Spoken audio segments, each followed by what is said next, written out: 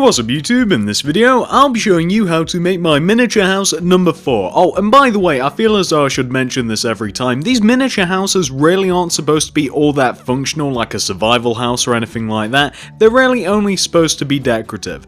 And if you want to see more of these miniature houses, feel free to check out the card system and the link below in the description for my miniature house playlist. But now that all of that's out of the way, if you want to make it, here's what you're going to need. You will need some block of quartz, also grab yourself some black stained clay, grab some glass pane, and finally grab yourself some glass block, and those are the only 4 materials that you're going to be needing. So once you have those, and once you've figured out where you want to make it, I'll be making it right here, you're going to want to kick off your miniature house with a row of 11 block of quartz coming directly up from the floor. So that's 1, 2, 3, 4, 5, 6, 7, 8, 9, 10, 11. Just like that. And once you have your row of 11 quartz, you then want to take this 11th block, this top block right here, and go right of it by 4. So that's 1, 2, 3, 4. And then connect that 4th block all the way down to the ground to form a nice big giant N shape, like so. Once you've made your N shape, this is what you want to do next. Come all the way down to the bottom right hand side of the shape that you've just made. So you want to have this quartz block highlighted. Going right of this quartz block, you want to leave a gap of 1. So miss that block, and on top of this block, do a row of 9 quartz coming directly up from the floor. So that's 1, 2, 3, 4, 5, 6, 7, 8, 9. Like so. And once you have your row of 9, you then want to take this top block, this 9th block, and go right of it by 4. So that's 1, 2, 3, 4. Then connect that 4th block to the ground to form an ever so slightly smaller N shape, like so. Once you've got that second N, you now want to come to the bottom right hand side of that second N, and doing the exact same thing again, having this block highlighted, you want to go to the right, miss a block, so on top of this block right here, you now want to do a row of 7 quartz coming up, so that's 1, 2, 3, 4, 5, 6, 7. And then from this 7th block, this top block, go right of it by 4, 1, 2, 3, 4, and then connect it to the ground like so. So you want to end up with 3 ends in descending order, like so. Once you've got that taken care of, this is what you want to do next. So now you have to designate which side you want to be the front of your house and which side you want to be the back. For instance, this is the front side of my house where I've just placed that quartz. Once you've determined that, come all the way around to where the back of your house is going to be. You now want to take each top corner of the N shapes that you've made, and you want to extend each one of the 6 top corners out of the back of the house each by 9, like this. 1, 2, 3, 4, 5, 6, 7, 8, 9. 1, 2, 3, 4, 5, 6, 7, 8, 9. With the smaller ones as well. 1, 2, 3, 4, 5, 6, 7, 8, 9. 1, 2, 3, 4, 5, 6, 7, 8, 9. And 1, 2, 3, 4, 5, 6, 7, 8, 9. Finally, 1, 2, 3, 4, 5, 6, 7, 8, 9. Then you want to connect each one of those 9th blocks together. And you also, after you've connected them together, you also want to connect them to the ground. So you just kind of want to form some sort of like 3D rectangular-ish looking shapes all in a row next to each other. So we're just connecting these blocks to the ground at the moment. I'm not doing very well with placing the quartz. I'm kind of placing it here, there, and everywhere, but I'm just about finished it regardless. So what you want to end up with is something that should look, let's get to the front of the house, that should look a little bit like this.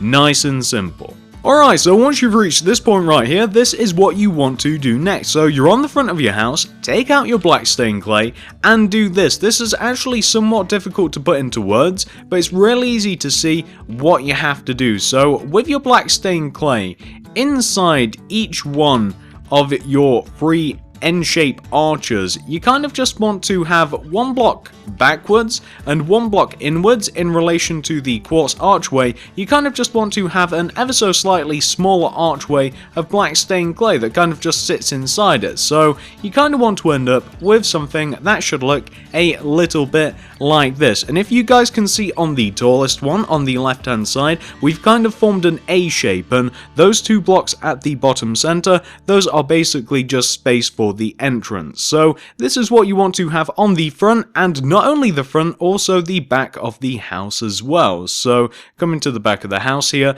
you also want to apply the exact same thing. So we're just adding in these black stained clay archways that are just one block inwards and kind of like one block smaller than the actual archways themselves. So we're just adding them in here, and you want to end up on the back with something that should look a little bit like this. So once you've got that applied to the front and the back, we're actually going to take care of the sides first, and then we'll take care of the gaps that you guys can see in between the end shapes. So come over to the left hand side of your house first of all, the largest side here.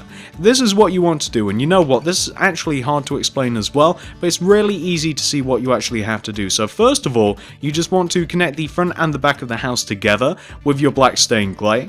You then want to assemble an ever so slightly smaller N archway out of quartz inside of the shape that you've just made. Then you want to do the exact same thing again with your black stained clay, and then you want to place glass pane in the center of it, which is really difficult to explain all of that, except it comes out looking really simple. So that's why I've just made it for you guys, and now you can see what you actually have to do. It's really easy. I'm sure that you'll have no problem just looking at this, applying it for yourself. So once you've got that taken care of, and obviously pause this if necessary, once you've got that side taken care of, we can now move over onto the opposite side now. So this smaller side is actually a very similar process. We first connect the black stained clay to the front of the house and the back of the house.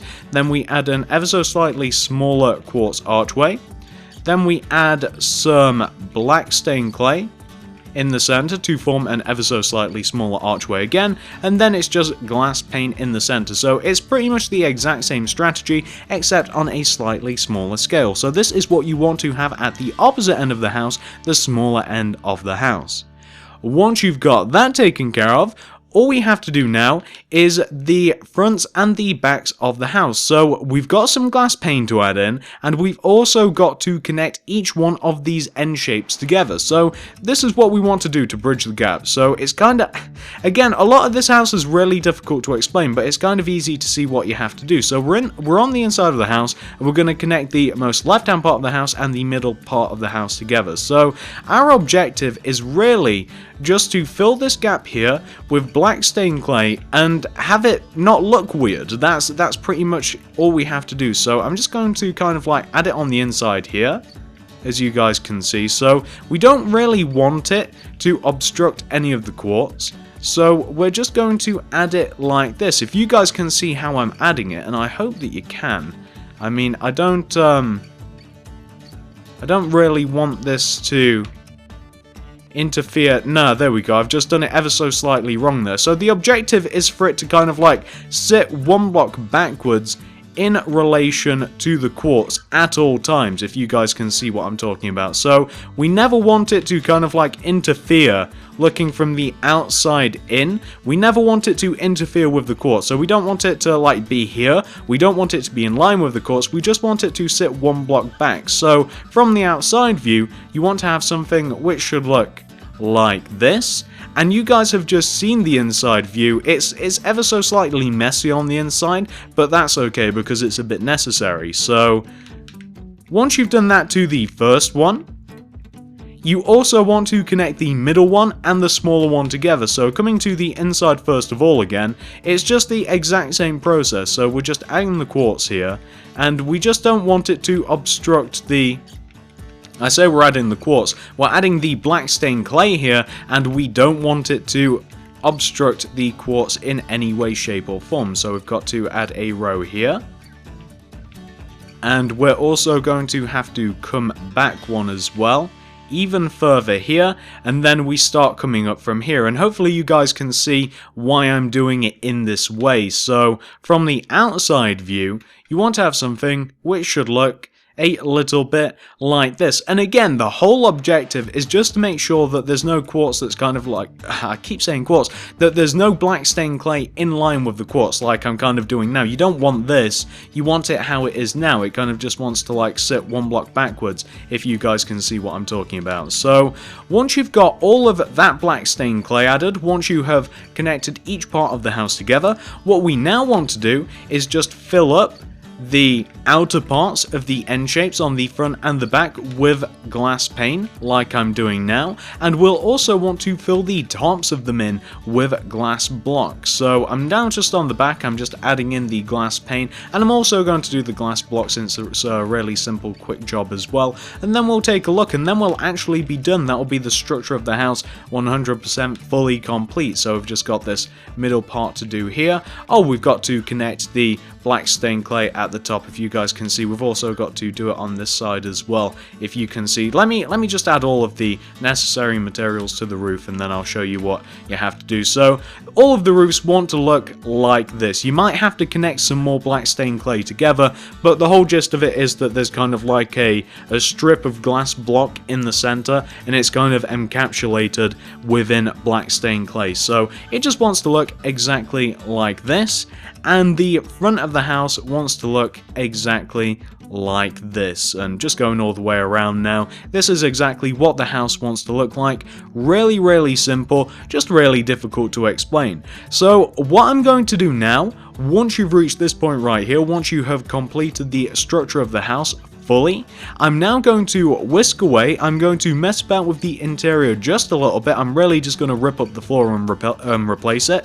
I'm also going to add a bit of a hedge, bit of a garden sort of thing, maybe even a bit of a path around the house, and then I'm going to be back and I'm going to show you guys what this house would look like if you actually renovated it ever so slightly. So I'll be back in just a moment, guys. Alright guys, so as you can see, I have messed about with the house ever so slightly. Let's take a look at the interior, then we'll move outside of the house. So moving on the inside, first of all, getting stuck on the hedge, this is what the interior looks like. It actually looks pretty cool, to be honest with you. Usually the inside of these houses just look kind of like really white and plain, but because of all of the black stained clay that we had to add, I kind of like the effect that we get in here. It feels very cave-like, very futuristically weird, but as you can see, there's not really that much room going on here. There's not really too much of an opportunity to install a second floor, or even a third floor, or any sort of like indoor balcony or kind of loft thing. You're kind of limited. It's just this space that we have right here, and there isn't too much of it. So I guess it's kind of living up to its name. There's really not supposed to be too much going on here anyway, but you could use this for certain purposes if you wanted to. So I decided to rip up the floor and replace it with quartz, by the way, because I knew that I wanted the outside to be quartz as well, which we have now moved on to. So for the outside of the house, as you can see, I've just dug an area of 3 all the way around the house. The first 2 rows I replaced with quartz, third row replaced with black stained clay, and then place jungle leaves on top of it, and it gives this very nice, very clean looking effect all the way around these miniature houses and all the way around the quartz houses. This is kind of how I like to keep them, and if they were all in a row, they'd all look very cool next to each other. And that's pretty much all I've done. This is a really easy house to make. I'm sure that you could probably get this knocked out in about 15 minutes if you wanted to, if you actually knew what you were doing. So hopefully you guys have liked this house. I really like it. It's a really simple design, and it's something that I should have probably have thought of a long time ago, but I kind of like it. I really do. So hopefully you guys like it, hopefully you've managed to make it, and I will see you guys in the next video. Thanks for watching.